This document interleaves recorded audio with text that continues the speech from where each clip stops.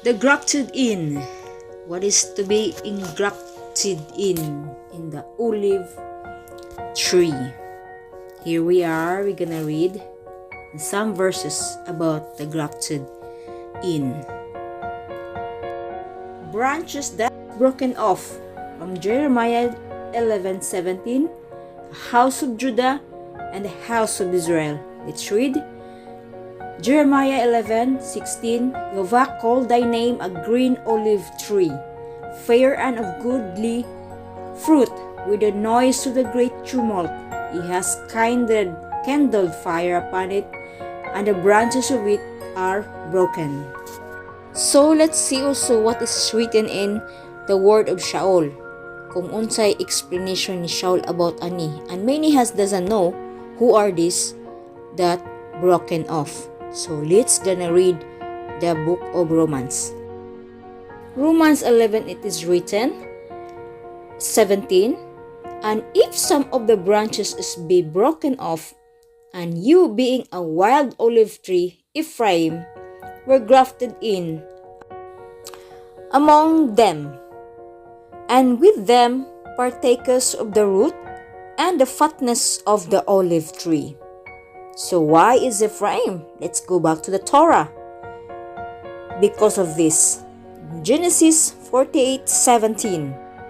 And then Joseph saw that his father had his right hand upon the head of Ephraim. It displeased him, and he held up his father's hand to remove it from Ephraim's head into Manasseh's hand. 18. And Joseph said to his father, Not so, my father, for this is the firstborn. Put thy right hand upon his head. 19. And his father refused and said, I know it, my son, I know it. He also shall become a people, and he also shall be great, but truly his younger brother shall be greater than he, and his seed shall become a multitude of nations, which is in Hebrew, the Milo Hagoyim. So you see, so Ephraim, wild olive tree, because he's born in Egypt, preparing for this grafted in. You see there how it is to be grafted in, which is in the natural way. So let's look at it.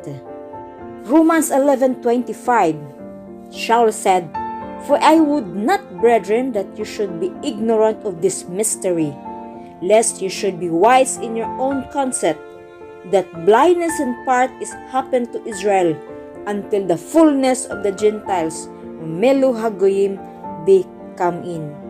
So you see, the Melo Hagoyim be come in. And this is what we are waiting, that the nations must come in. Come in of what? Come in to be grafted in the olive root, which is, the root is Mashiach.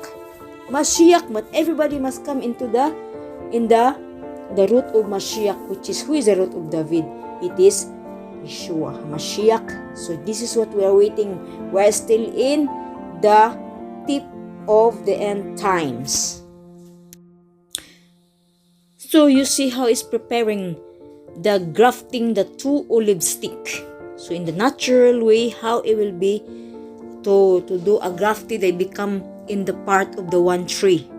So they are grafted. So it is the two olive sticks. So let's read in Romans 11, 17 to 22. And if some of the branches be broken off, and you being a wild olive tree were grafted in among them, and with them partakers of the root and fatness of the olive tree, boast not against the branches, but if you boast, you bear not the root, but the root thee. You will say then, the branches were broken off that I might be grafted in. Well, because of unbelief they were broken off, and you stand by faith. Be not high-minded, but fear. So, you see, it is calling about Ephraim. Ephraim, who will stand for the side of Joseph, which is the house of Israel, is soon to be fullness in the nation. And we are now we are in really exciting time. So this is why I go back to this.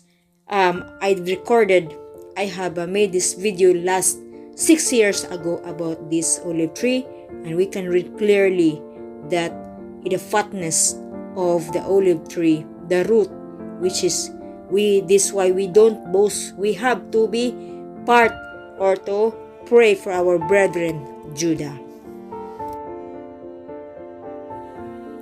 Here in the natural way, he is now grafting the 2 olive sticks in the one of the tree of the olive to be grafted. This is a picture of the house of Judah and the house of Israel will be grafted into the tree, which is the root is Yeshua Mashiach. So let's read in Romans 11:21 to 24.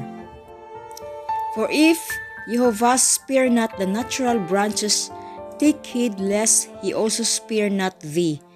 Behold, therefore, the goodness and severity of Jehovah on them which fell.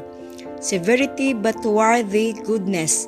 If you continue in this goodness, otherwise you also shall be cut off. And they also, if they abide not still in unbelief, shall be grafted in. For Jehovah is able to graft them in again. For if you were cut off out of olive tree, which is wild by nature, and were grafted contrary to nature and into a good olive tree, how much more shall these, which be the natural branches, be grafted into their own olive tree? Romans 11:26, and so all Israel shall be saved, as it is written, there shall come out of Zion the deliverer, and shall return away wickedness from Jacob. Deliverer, or in Hebrew also it's called Yeshua, salvation. The stick of Judah, Yehudah, and the children of Israel, the companion, the stick of Israel, O Joseph, in hand of Ephraim, house of Israel, and his companions. So the stick of Judah, Yehudah, and the children of Israel, companion in Ezekiel 37:16. Let's read Ezekiel 37:16. Moreover, you son of man, take thee one stick and write upon it for Judah and for the children of Israel, his companions. Then take another stick and write upon it for Joseph the stick of Ephraim, and for all the house of Israel, his companions. Let's read verse 19. Say unto them, thus says the sovereign Jehovah, behold, I will take the stick of Joseph, which is in the hand of Ephraim, and the tribe of Israel, his fellows, and will put them with him, even with the stick of Judah, and make them one stick, and they shall be one in mine hand.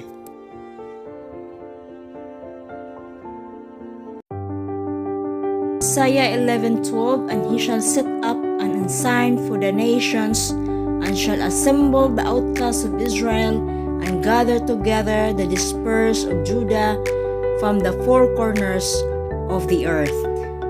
29, and they shall come from the east, and from the west, and from the north, and from the south, and shall sit down in the kingdom of Jehovah.